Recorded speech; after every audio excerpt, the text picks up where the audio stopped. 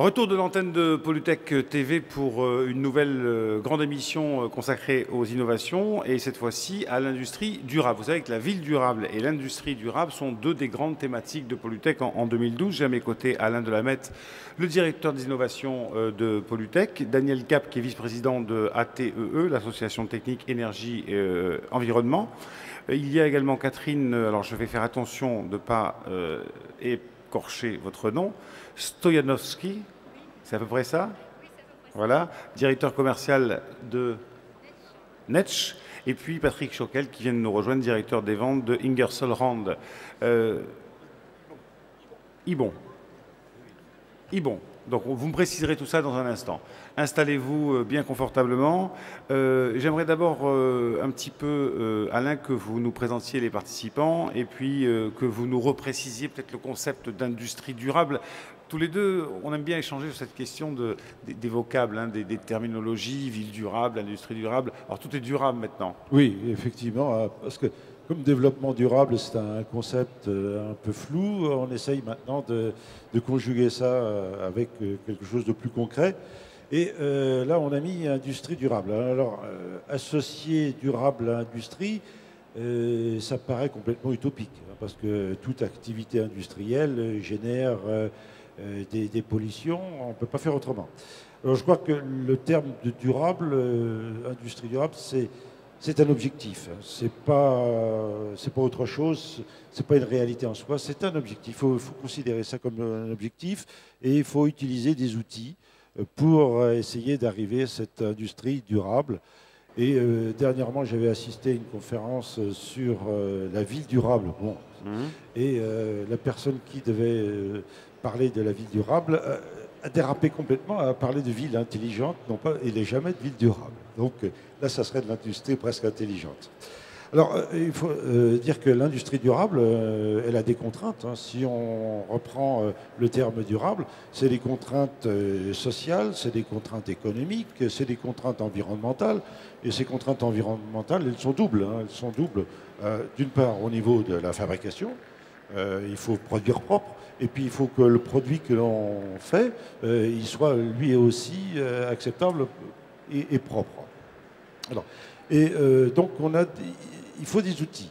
Et ici, à Polytech, on a un ensemble d'innovations qui, justement, concourent à cette industrie durable parce qu'on a des outils. Alors, de toutes les innovations que l'on a répertoriées donc, à Polytech, mais j'en ai classé plusieurs et vous pourrez avoir divers exemples. Déjà, les procédés éco-performants. Alors, c'est par exemple celui de M. Choquel, de Ibon Ingersoll Rand. Pourquoi? Parce que c'est un procédé qui a une fonction et qui n'est plus polluant.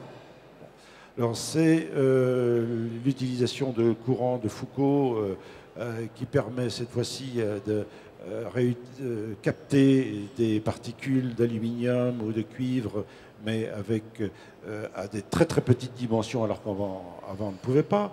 C'est l'utilisation d'ultraviolet pour les désinfections de l'air, etc. Alors, En fait, si je vous suis bien, on fait la même chose. Oui. Hein, on ne modifie pas les process industriels, mais on fait la même chose, mais en essayant d'obtenir des gains, voilà, soit sur l'énergie, soit sur l'eau, soit voilà, sur l'environnement. Là, c'est sur l'environnement. C'est ça qu'on peut, oui, comme ça qu'on peut comprendre l'industrie durable. Tout à fait.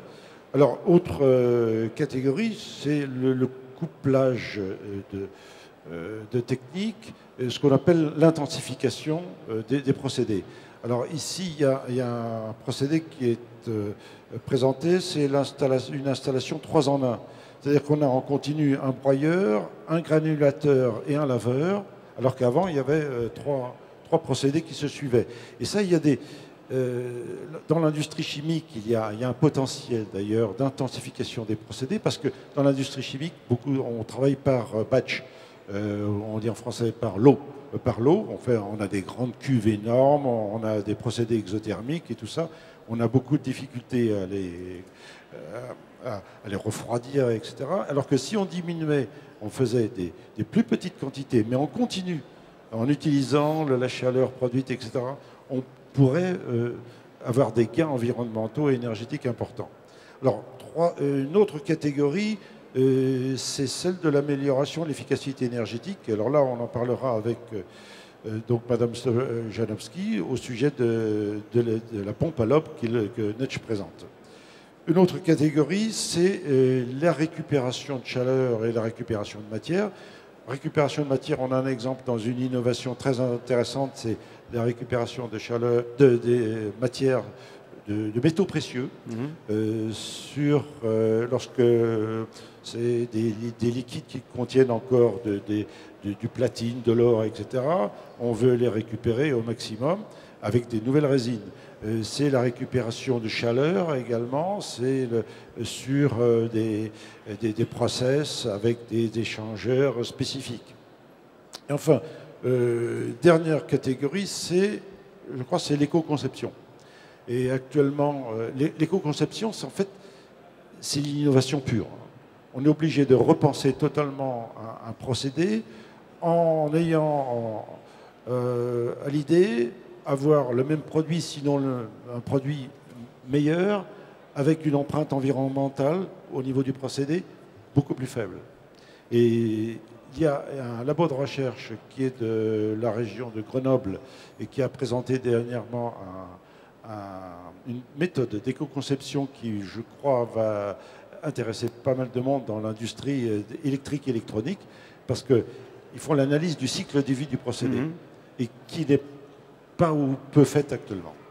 Alors, je voudrais demander à Daniel Cap, donc, qui est vice-président de l'Association technique énergie et environnement, quelle place l'innovation parmi vos adhérents, je crois qu'ils sont 2000, c'est ça, quelle place l'innovation tient dans, par exemple, la sobriété énergétique, dans l'efficacité énergétique? Parce que c'est vraiment, manifestement, dans ce domaine-là qu'on agit prioritairement. Effectivement, j'aime mieux utiliser peut-être ces termes que le terme de durable. Des ministres nous parlent actuellement de transition énergétique, et la transition énergétique, ça commence par la sobriété énergétique. Donc la sobriété, c'est bien sûr de ne pas consommer une énergie inutilement.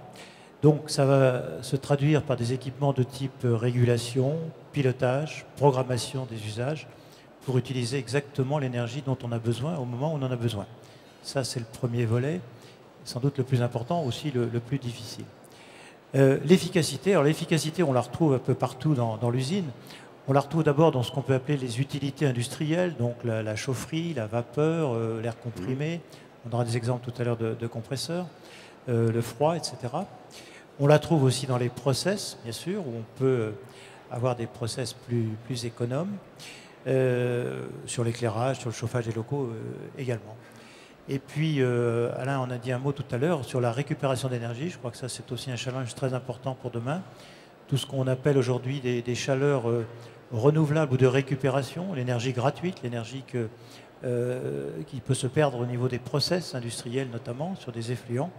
Bien là, c'est quelque chose de très important à valoriser également. Donc ça, c'est encore de l'efficacité. Et puis Alain a parlé d'éco-conception également. Oui, c'est important aussi. Pour vous, qu'est-ce que c'est une innovation réussie dans l'industrie? Alors, je vais vous donner deux exemples. Premier exemple, je ne sais pas si la caméra peut le montrer. Je vais le montrer à la caméra. Ça, c'est quoi? C'est 270 opérations standardisées d'efficacité énergétique. Donc, c'est un dispositif qui s'appelle les certificats d'économie d'énergie. Pour ceux qui veulent connaître ce dispositif, il y a tout à l'heure sur le forum énergie une petite présentation. Et là-dedans, on va trouver des fiches d'opérations standardisées, c'est-à-dire que ce sont des innovations qui ont trouvé leur marché, sur lesquelles on a pu calculer, je dirais, avec l'ADEME, les références, les économies d'énergie standards. Et donc, elles peuvent bénéficier très directement et très simplement de certificats d'économie d'énergie lorsqu'elles sont mises en œuvre chez l'industriel. Je vais prendre un exemple, chaufferie biomasse. Donc voilà, chaufferie biomasse. Serre maraîchère et horticole. Absolument. Neuve ou existante, c'est important. Voilà, absolument. Dénomination, conditions pour la délivrance du certificat, durée de vie conventionnelle 15 ans, montant de certificat en kilowattheure et effectivement, on a un certificat Et très d'économie directement, d'énergie. on a un certificat. Alors, dans l'industrie, il y a la vitesse électronique variable, il y a des moteurs à haut rendement, etc., etc. Il y a un certain nombre de fiches qui, dans le secteur industriel, donc des innovations suffisamment matures pour qu'on ait pu élaborer, si vous voulez, des fiches de ce type-là. Mais ça, c'est formidable, parce que ça, c'est pour vos membres, mais c'est aussi pour tout le monde. Tout industriel. Toutes les collectivités publiques, par exemple, aujourd'hui, lorsqu'elles passent des marchés publics, utilisent finalement ces fiches pour définir les qualités minimales des opérations qu'elles... Deuxième exemple. Deuxième exemple, un autre exemple qu'on m'a présenté ce matin même sur le salon, donc c'est un exposant qui s'appelle CMI, qui m'a proposé tout à l'heure cet exemple qui me paraît très intéressant. C'est une opération donc, de récupération d'énergie qui est faite chez Vallourec, donc sur des fours industriels importants, donc de valorisation de cette énergie. Si vous tournez la page, vous verrez un petit peu les ratios d'économie d'énergie qui ont été réalisés, c'est-à-dire de l'ordre de 20%. Before revamping, d'accord. Voilà. Ils ont le défaut de parler anglais, ça je leur ai fait remarquer. Mais un autre élément important, si vous voulez, de cet exemple, c'est que au-delà de la conception de l'installation, au-delà de la réalisation, etc., il y a une notion de garantie de résultat. C'est-à-dire qu'ils s'engagent vis-à-vis de l'industriel sur la garantie des résultats dans le temps.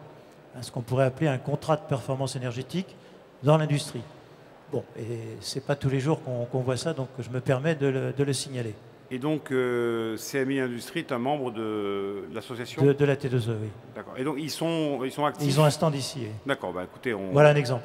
Merci beaucoup. Alors Alain, on va passer aux deux innovations que vous avez choisies donc, pour cette émission de la grande émission d'innovation industrie durable. Quels critères? Parce que vous faites un gros boulot parce que vous avez beaucoup d'innovations, il faut choisir deux, quelquefois trois. Donc les heureux élus sont... Oui. Alors les heureux élus sont donc la société Netsch Frères, qui est représentée par Madame Stojanowski et qui présente une pompe à lobe qui a un triple intérêt. D'une part, maintenance réduite, parce que maintenant on essaye d'avoir du matériel démontable et réparable facilement. Du point de vue environnement, Madame en parlera, il y a des progrès considérables et du point de vue de l'efficacité énergétique également. Allez, on vous écoute. Voilà. Donc en fait, la pompe a été développée parce que Netsch est un acteur très actif dans tout ce qui est énergie, dans les process, au cœur des process. Et l'intérêt, c'est que déjà au niveau économie énergétique, il faut que les rendements de pompe soient les plus performants. Donc on a essayé d'avoir moins de consommation électrique pour des performances identiques. On va le montrer à la caméra. Donc en fait, on a révolutionné un peu la pompe à lobe. La caméra est là, hein, si vous le tournez trop. Oui, d'accord. Au lieu d'avoir des rotors, des lobes en caoutchouc comme il existait jusqu'à présent et des corps en fonte, ça a été révolutionné par des rotors en métal, des lobes en métal et un corps en caoutchouc qui est la partie statique maintenant. Donc on a inversé le système de pompage qui rend la pompe beaucoup plus performante au niveau de ses performances, mais aussi en réduction d'économie d'énergie.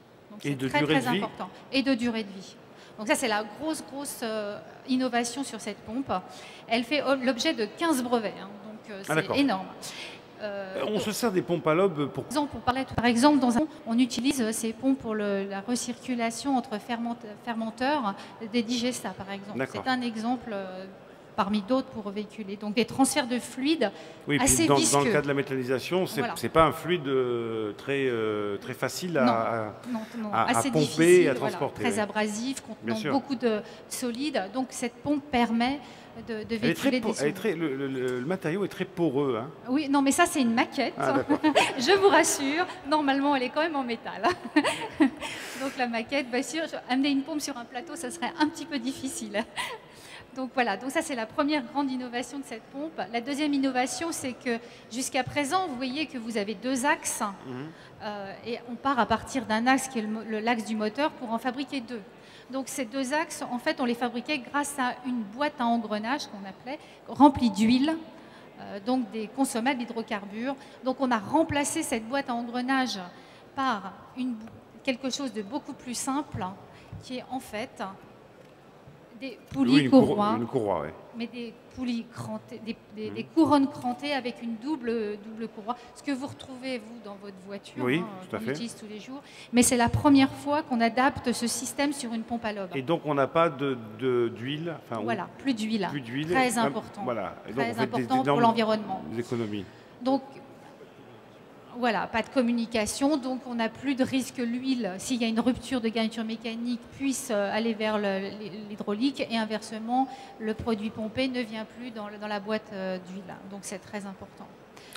Ensuite, l'intérêt, c'est qu'elle est très très peu encombrante, donc moins de place au sol, beaucoup plus légère. Ça, c'est en polycarbonate normalement, donc beaucoup plus légère.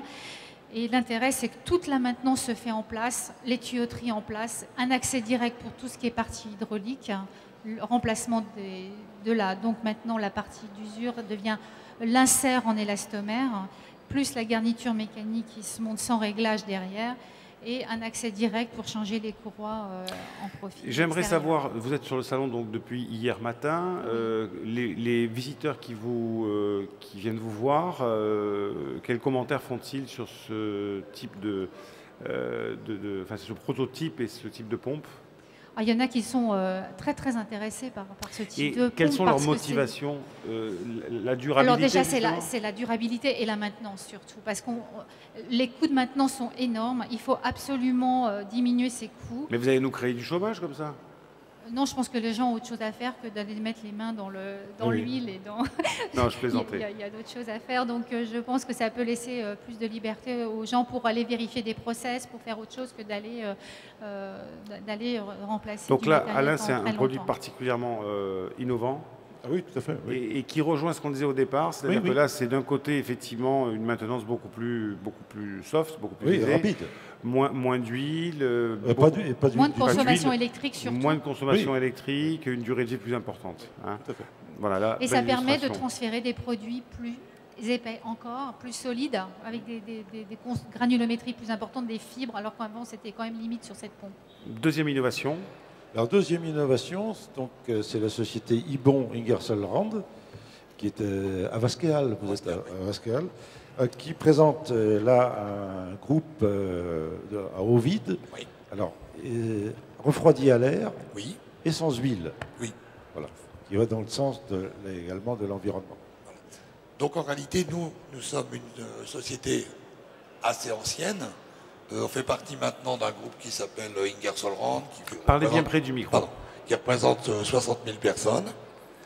Nous sommes une PME du nord de la France et on travaille déjà depuis de longues années dans le domaine de l'assainissement, notamment sur les camions, avec des pompes à vide qui servent par exemple sur les hydrocureuses ou sur des aspirateurs industriels. Et il se trouve que sur certains débits, aujourd'hui, on s'aperçoit que la solution majoritaire est une solution de pompe à palette lubrifiée qui consomme de l'huile. Environ, si on se base sur 1000 heures de fonctionnement, ça signifie qu'on vous jette d'huile. Donc nous avons décidé de développer notre gamme, mais vers le bas, pour pouvoir rentrer en compétition avec ce type de technologie, qui est, c'est vrai, polluante. Quel est tout simplement le gain environnemental? Bon, vous parlez du lubrifiant, est-ce qu'il y a d'autres gains environnementaux? Alors, le gain, on va le retrouver effectivement au point de vue lubrifiant, au point de vue maintenance, parce qu'on n'aura plus besoin ni de pompe à huile, ni de circuit d'huile, ni de circuit d'eau de refroidissement, ni de cuve à eau, etc., etc. Là, le système est relativement simple. On a environ, sur les petites machines, 3 à 4 litres d'huile qu'on change tous les ans, et c'est tout. Rien d'autre. Et est-ce que, par exemple, votre produit peut obtenir une certification, les certifications dont on parlait tout à l'heure? Comment ça se passe? Non, mais c'est ce que je voudrais savoir, parce que... oui, je crois que c'est tout le mal qu'on pourrait souhaiter à tous les deux. Hein. C'est que demain, il fasse partie de ce guide. C'est-à-dire qu'en fait, on ait suffisamment de retours d'expérience quand même pour vérifier que les économies d'énergie sont là, qu'elles sont pérennes, qu'on peut les quantifier, les standardiser, je dirais.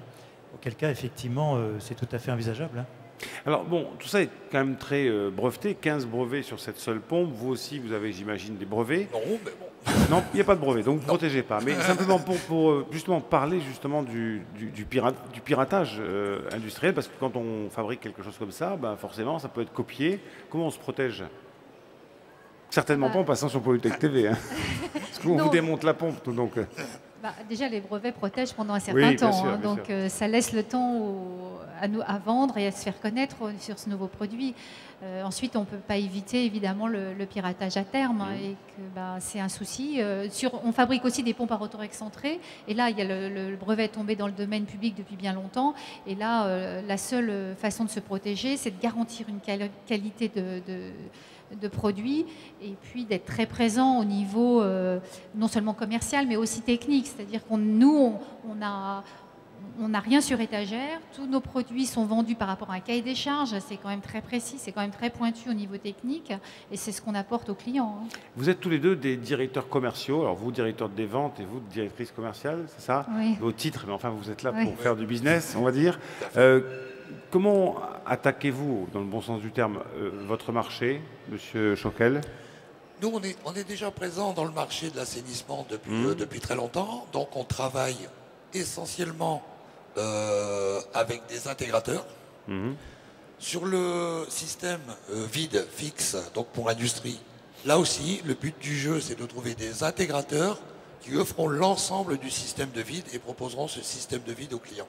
Donc nous, on travaille par ce biais-là, c'est-à-dire qu'on ne va pas vendre très peu à des utilisateurs finaux, tout au moins dans ce domaine. Néanmoins, vous êtes tout le temps en pushing vers les intégrateurs pour leur dire on a mis ça au point, c'est nouveau, c'est comme ça que vous fonctionnez. Oui, parce que le besoin existe déjà depuis assez longtemps. C'est vrai que, notamment sur les camions, les hydrocureuses, etc., la pompe à palette pose un problème un peu de conscience à l'utilisateur final, qui se rend compte lui aussi qu'effectivement mettre environ 200 litres d'huile à la rue tous les ans, c'est pas terrible, qu'au niveau maintenance, c'est un peu compliqué, et qu'en fin de compte, c'est aussi bruyant qu'un autre système. Donc lui cherche effectivement un système sec. On a déjà eu depuis 15 ans à peu près, on est dans ce métier. On a déjà remplacé beaucoup de systèmes équivalents type pompe à eau liquide, par exemple, par des systèmes secs. Les clients sont très satisfaits et aujourd'hui, le fait de leur amener une alternative à une pompe, entre guillemets, polluante par un système sec, les intéresse beaucoup. Réponse courte de vous deux. Comment vous travaillez sur la fin de vie de vos produits? On parlait d'éco-conception tout à l'heure. Vous prenez ça en compte? Oui, tout à fait. On essaie que tous nos produits soient recyclables.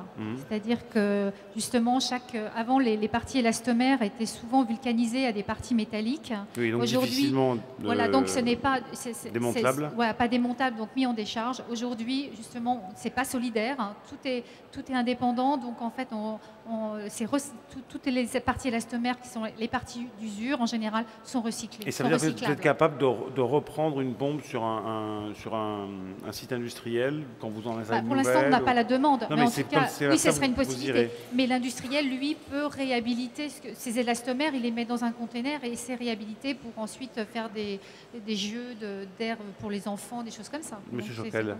Nous, la pompe est entièrement en fonte. Donc, quand elle est en fin de vie, elle repart dans le cycle normal de fabrication des fontes et aciers.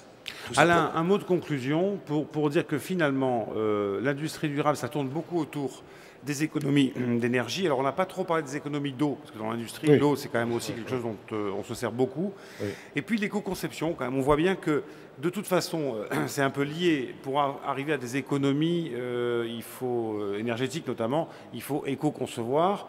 Ça paraît presque complètement lié.